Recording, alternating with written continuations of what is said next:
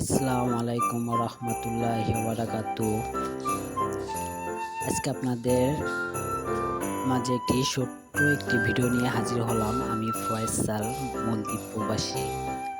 ভিডিওটি হলো যে মলদ্বীপের ডাটা শাক এত বড় হয়, আমি ফার্স্ট টাইম না দেখলে আমার চোখকে বিশ্বাসই করতে পারতাম না যে ডাটা শাক এত বড় হতে পারে। ফার্স্ট টাইম আমি গাছটিকে দেখে খুবই অবাক হই যে গাছটি তার গাছের মতো গাছটি কি গাছ হতে পারে। কাছে যেয়ে দেখে যে ও মাই গড, এটি তার গাছ নয়, এটি একটি ডাটা শাক।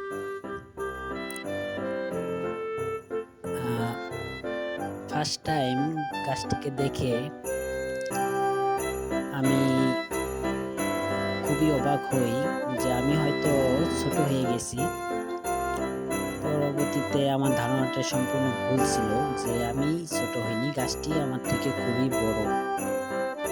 এটাকে হয়তো মলদ্বীপিয়ান গাই অলওয়েজ খাওয়ানো হয়েছিল, যার ফলে গাছটি এত বড় হয়েছে। আচ্ছা, যাই হোক, সবাই ভালো থাকবেন, সুস্থ থাকবেন। আল্লাহ হাফেজ।